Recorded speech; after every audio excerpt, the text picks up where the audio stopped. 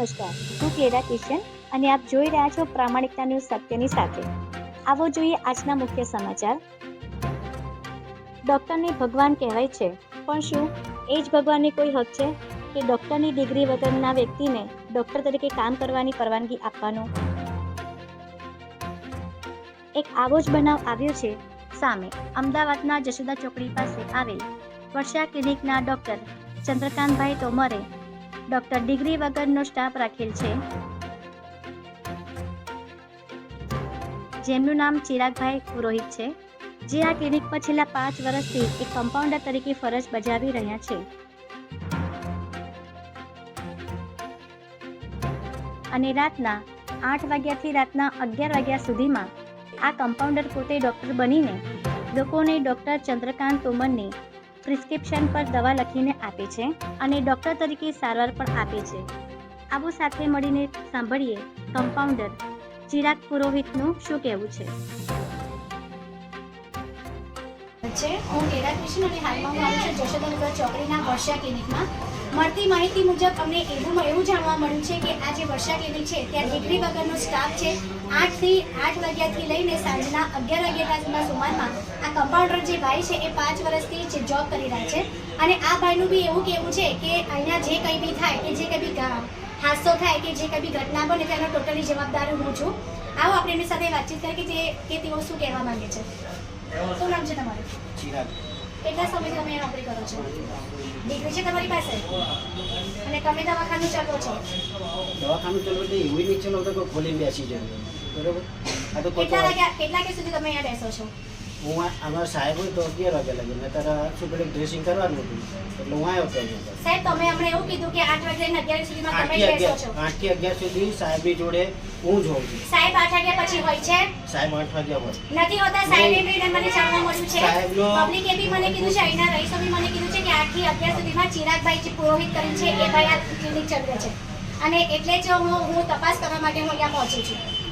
જે બી છે જે બોલું છું દેશો તો બોલીશ ને. હા બોલો. સાહેબ 8 વાગ્યાથી અમારા 11 વાગ્યા લગીનો ટાઈમ છે, બરોબર? હું એ ટાઈમે બેસી જાય. પહેલાં આવીને બધું સાફ કેટલા વર્ષથી આ ક્લિનિક છે? ક્લિનિક કેટલા વર્ષથી બોલી નથી ખબર. આપ જોઈ શકો છો કે ડસ્ટિંગમાં બી તમે જોઈ શકો છો કે આ ઘણા બધા દિવસોનું છે. આનો કોઈ નિકાલ કરવામાં આવ્યો નથી. આ બી તમે જોઈ શકો છો. અને આ એક્સપાયર ડેટ વગરની દવાઓ બી અહીંયા પડી છે. આમાં બી કોઈ સાફ સફાઈ એવું છે નહીં, બરાબર?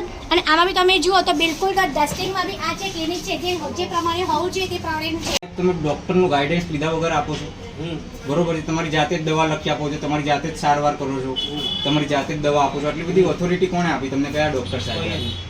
તો તમે એમના પ્રિસ્ક્રિપ્શન ઉપર દવા કેમ આપો છો? તમારા મરજીથી ચલાવો છો. ના એવું નહીં.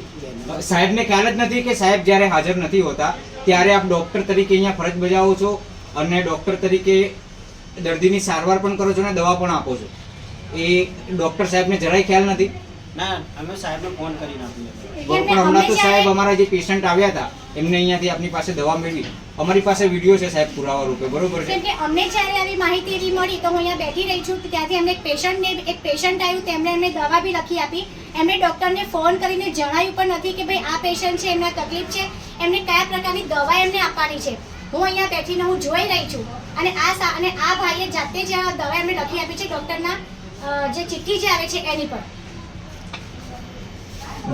ડૉક્ટરના ચિઠ્ઠી ઉપર તમે પ્રિસ્ક્રિપ્શન ઉપર લખી આપો છો દવા, બરાબર?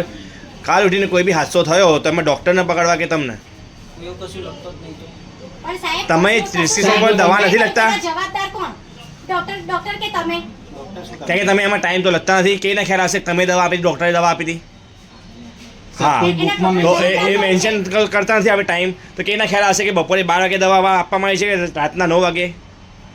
તો ડૉક્ટરને જે બી હોય એ ડૉક્ટર જાણ. તો એનો મતલબ એમ કે સવારેથી લઈ બરાબર છે, ઠીક છે. આ સાથે અમે ક્લિનિકની તપાસ કરી અને તેમાં એક્સપાયરીવાળી સિરપ અને દવાઓ પણ મળી આવેલ હતી.